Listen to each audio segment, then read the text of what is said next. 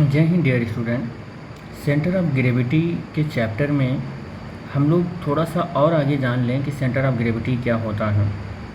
इससे पहले के लेक्चर में हमने ये जाना कि सेंटर ऑफ ग्रेविटी क्या होता है, लेकिन डेफिनीसन नहीं की थी। तो अब हम लोग डेफिनीसन कर लेते हैं कि क्या होता है सेंटर ऑफ ग्रेविटी। ठीक है, चलो।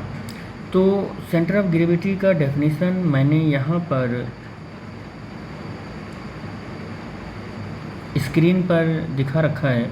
क्या है सेंटर ऑफ ग्रेविटी? देखिए, the centre of gravity of a body is a point about which the algebraic sum of the moment of the weight of all the particle constituting the body is zero. The center of gravity, the entire weight of the body can be considered to act at this point, howsoever the body is placed. देखो, इस बात को समझो कि क्या ये कहना चाह रहा है। कह रहा है कि सेंटर ऑफ ग्रेविटी क्या होता है किसी बॉडी का। जो कोई बॉडी होती है, कोई भी बॉडी होती है, ऐसे वो कोई भी बॉडी होगी, उस बॉडी में सेंटर ऑफ ग्रेविटी उस पॉइंट पर एक्ट करती है, W उस पॉइंट पर एक्ट करता है जो उस बॉडी के हर एक पार्टिकल का ये जो पार्टिकल है, इस पार्टिकल का वेट क्या होना चाहिए, इस पॉइंट के रिस्पेक्ट में इस पार्टिकल के वेट का जो मोमेंट होना चाहिए, वो मोमेंट मान लो W1, टाउ 1 आया। क्या आया? टाउ 1 आया। और इस पार्टिकल का जो वेट है उसकी वजह से जो मोमेंट आया वो टाउ 2 आया। इस पार्टिकल का जो वेट है W3, उसकी वजह से इस पार्टिकल के रिस्पेक्ट में जो मोमेंट आया वो टाउ 3। ऐसे हर एक पार्टिकल का मोमेंट आएगा, हर एक पार्टिकल की वेट की वजह से इस पॉइंट के रिस्पेक्ट में जो उसका मोमेंट आएगा, tau 1, tau 2, tau 3, tau 4 dot dot dot ऐसा आता रहेगा। और जब नेट ऑफ टॉर्क निकालेंगे तो वो नेट टॉर्क क्या हो जाएगा? जीरो हो जाएगा। यानी नेट मोमेंट जीरो हो जाएगा। Net moment due to the weight of each particle, weight of each particle क्या हो जाएगा? वो जीरो हो जाएगा। क्या हो जाएगा? वो जीरो हो जाएगा। याद रखना, क्या हो जाएगा बेटा? वो जीरो हो जाएगा। ठीक है, तो जिस पॉइंट के रिस्पेक्ट में हर एक पार्टिकल का वेट की वजह से मोमेंट जीरो आ जाए तो समझ जाना कि वही पॉइंट हमारा सेंटर ऑफ ग्रेविटी है। वही पॉइंट हमारा क्या है? सेंटर ऑफ ग्रेविटी है। और उस पॉइंट को हम कैपिटल G से रिप्रेजेंट करते हैं। और total weight of the body को फिर हम लोग किससे रिप्रेजेंट करते हैं? W से रिप्रेजेंट करते हैं। किससे रिप्रेजेंट करते हैं? W से रिप्रेजेंट करते हैं। बेटा समझ में आ रही है बात इतनी? अब यहाँ पर हम कुछ ऐसे पॉइंट्स लेते हैं जिन पॉइंट्स को का सेंटर ऑफ ग्रेविटी हमें डिफाइंड करना है। या फिर हम पहले कुछ नोट पॉइंट देख लें सेंटर ऑफ ग्रेविटी से रिगार्डिंग। तो कुछ नोट पॉइंट हैं सेंटर ऑफ ग्रेविटी से रिगार्डिंग। पहला नोट पॉइंट क्या है कि the position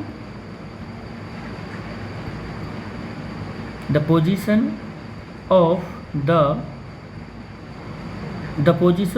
centre of gravity, center of gravity of a body of a given mass depends on its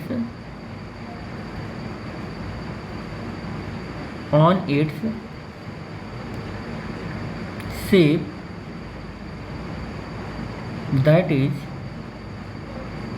on the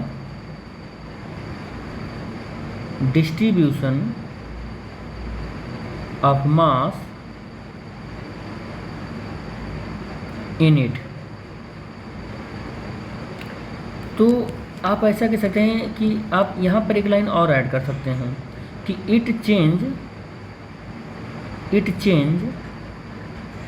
if the body is deform. ऐसा भी आप यहाँ पर ऐड कर सकते हैं, body is deform.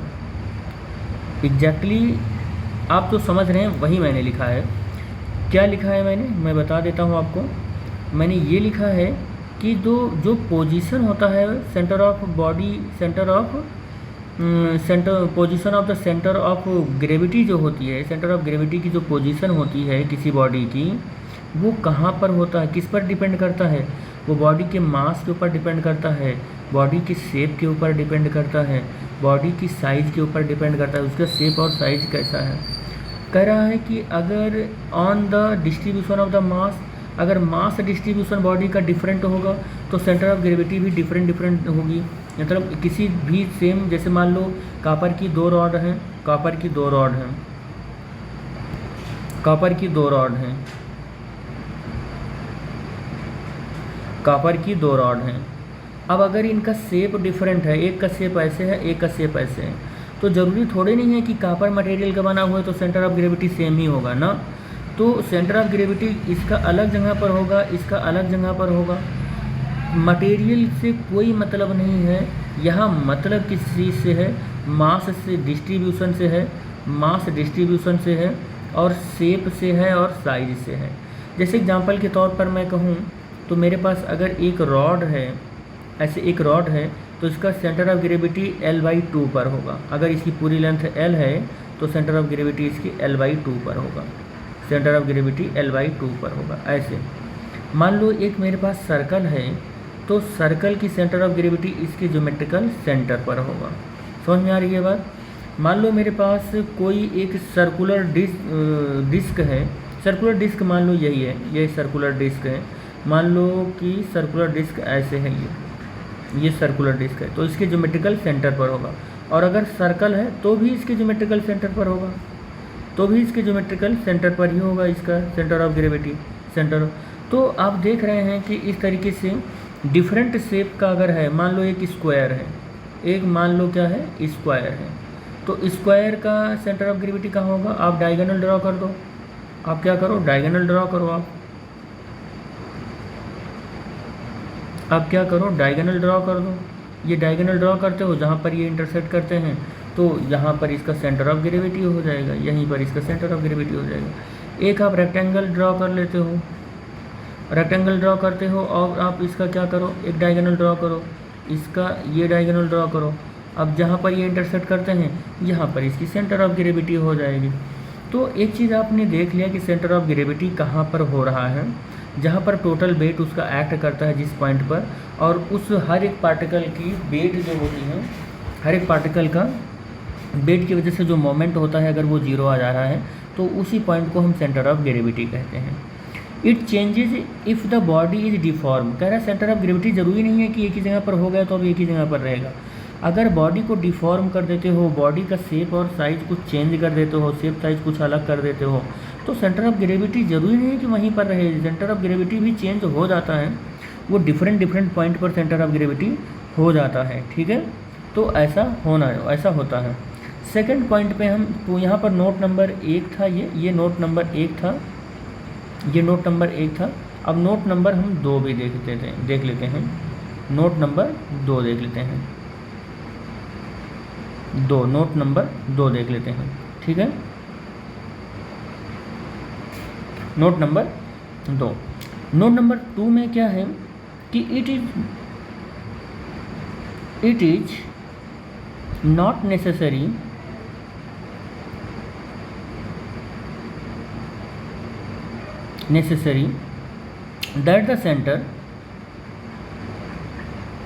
that the center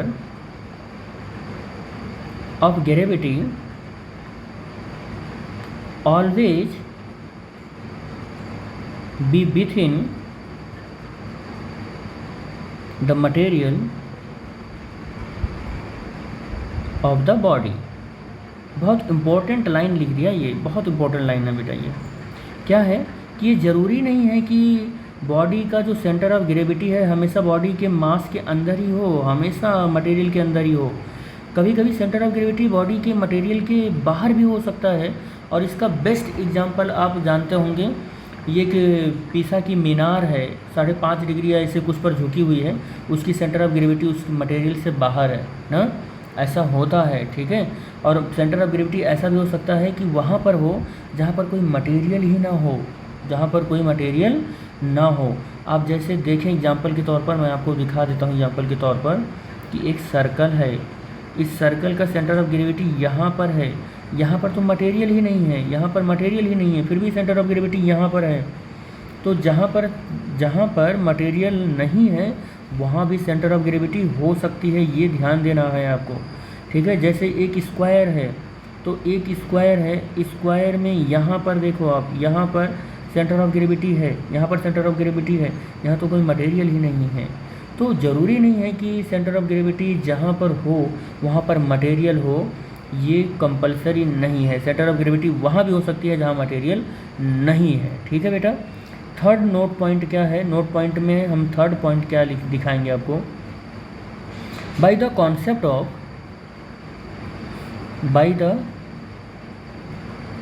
concept of gravity, या हम सेंटर ऑफ ग्रेविटी भी लिख लीजिएगा आप, सेंटर ऑफ ग्रेविटी,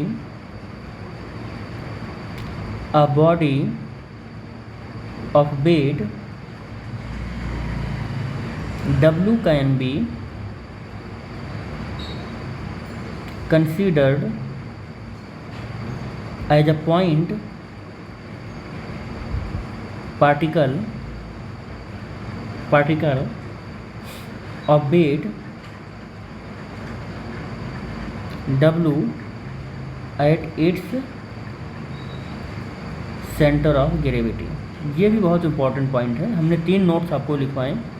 देखो क्या है कि जो सेंटर ऑफ ग्रेविटी का कॉन्सेप्ट है, सेंटर ऑफ ग्रेविटी का कॉन्सेप्ट है ये a body of the weight W can be consider. आपको उस बॉडी का वेट जो W है वो कैसे कंसीडर करना है, एक पॉइंट पार्टिकल के तरीके से कंसीडर करना है। समझ पा रहे हैं ना, सेंटर ऑफ ग्रेविटी के लिए W को कैसे कंसीडर करना है, एक पॉइंट लाइक कंसीडर करना है। ऐसा ना मानकर चलिए कि W जो है वो एक बड़ी सी जगह पर लग रहा है, नहीं, W भी उस बॉडी के कहाँ पर लग रहा होगा, उस बॉडी के किसी एक पॉइंट पर लग रहा होगा, जो पॉइंट उस बॉडी की टोटल कह सकते हैं एरिया से बहुत ही छोटा होना होगा, बहुत ही छोटा होगा। ये पॉइंट बहुत ही छोटा होगा, टोटल एरिया के कंपैरिजन में, वॉल्यूम के कंपैरिजन में बहुत छोटा होगा, या हम कह सकते हैं कि वो एक पॉइंट पार्टिकल के तरीके होगा। कैसा होगा वो, एक पॉइंट पार्टिकल के तरीके होगा। तो इस तरीके से आप सेंटर ऑफ ग्रेविटी को अच्छे से अंडरस्टैंड कर सकते हैं। तो thanks for watching the video, thank you बेटा।